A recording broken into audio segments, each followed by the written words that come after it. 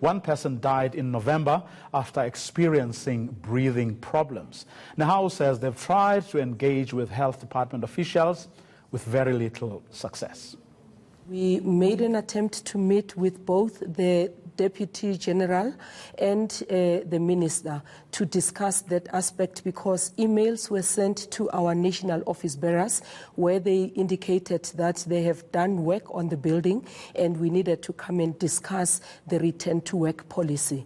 But upon inquiring and talking to our members, it sufficed that nothing has actually changed literally from the report in terms of the areas that the Department of Labor inspector prohibited. Kathy, you will not believe us that some of the offices, which is offices 1 to 7, from floor 1 to 29, were prohibited by the inspector. But management is actually forcing people to work under such offices. And to us, that is a complete disregard of the laws that governs us in the country, because at first we did not have that report, and they made an allegation that our members were just being sensitized. But when the report that came from the inspector, black and white, prohibited offices 1 to 9 on floors 1 to 29, that it's almost the whole building. But you still find people who are expected to do work under those offices with red tape being put there and being expected to do work.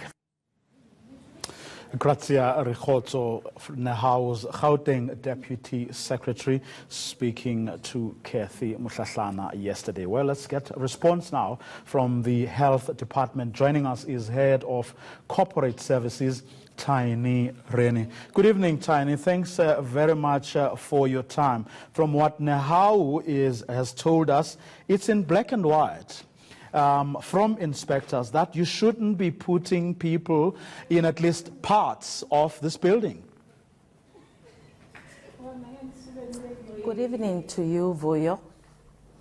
The Department of Health would like to confirm that it's a law-abiding department and it will never deliberately defy any legal or lawful instruction or order.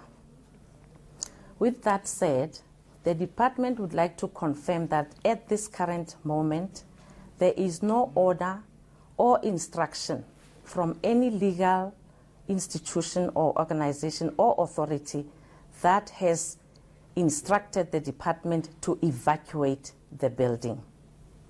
What did the inspection report say? From what you know, what did the inspection report say? Yes. The inspection report, which we received on the 15th of January after having to obtain it through a access to information process of PAIA, which was surprising for us, from department to department. Be that as it may, we complied, we received the report. Report is recommending that the offices that are affected, that have been identified by the inspector to be prohibited, must be the officials that are in those offices should be relocated. Those offices are actually only 55 out of 1,115 offices that are in the Civitas building, which houses 29 floors on the South Tower and 9 floors on the North Tower. So we are in the process of we have already prohibited the offices. We are in the process of relocating the officials into vacant offices. I must upfront indicate that last year when we counted, we had 154 offices that are unoccupied, which we are now going to move these officials into. That was long before the SAPRA, which is the former MCC officials, moved out of the Civitas building, which was a planned and scheduled move.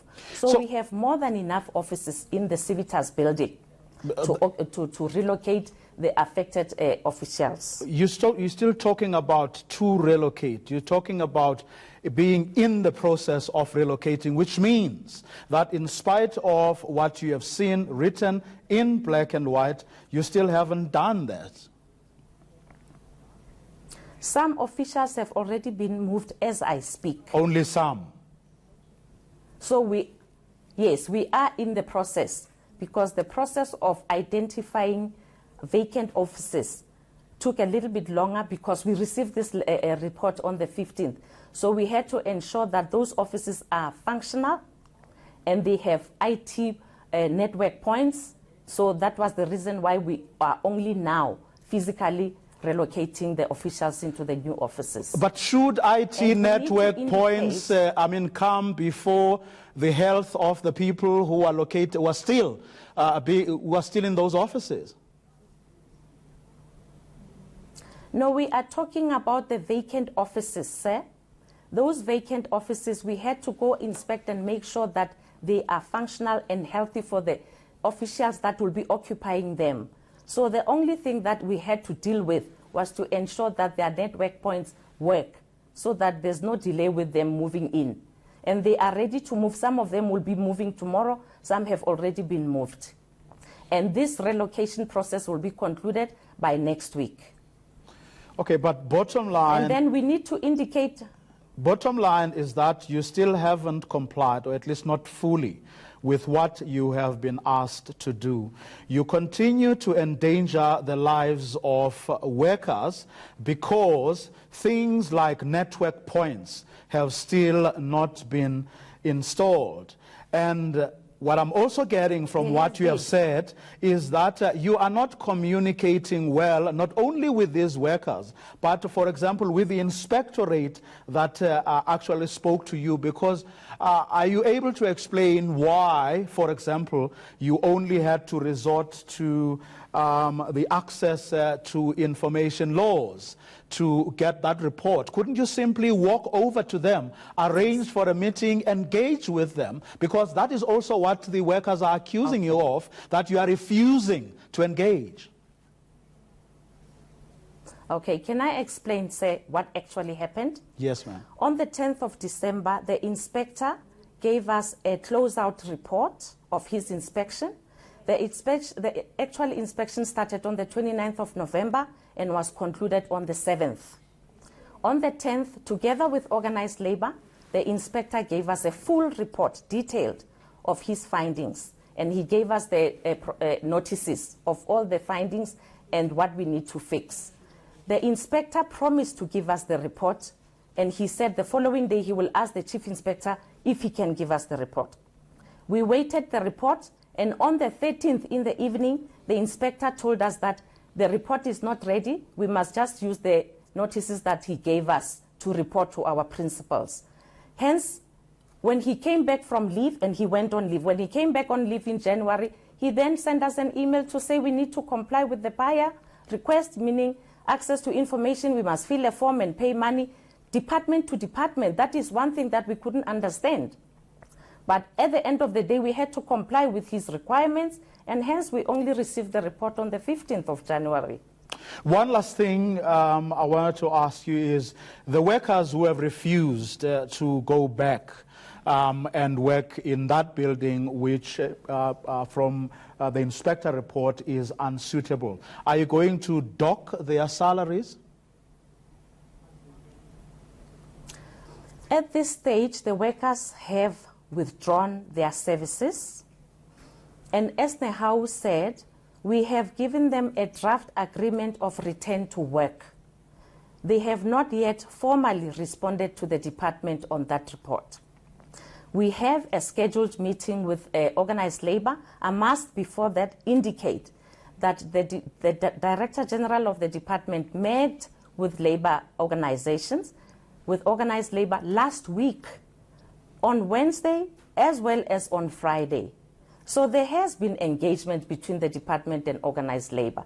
All the reports that we have of assessing the department, the air quality, the microbiological indoor quality, all of those reports, we have shared them with the organized labor. There is no report that we are hiding from them. So there is constant communication between us and organized labor. Hence, in their meeting with the DG last week, they mutually agreed that they will meet again this coming Friday with the chief inspector, where the chief inspector will now present this final report that we just received on the 15th, which we received from the inspector, the chief inspector will interpret and present it to the department with organized labor, and will take everything forward from there. But in the meantime, we are implementing the recommendations of the report. But will you dock the salaries of those that do not want to go back until they are satisfied that the building is safe? That is a matter that needs to be discussed between the department and organized labor in an appropriate structure. We have given them a draft agreement. The details are in the draft agreement. Thank you so much for speaking to us this evening. Department of Health's Head of Corporate Services, Tiny Rennie.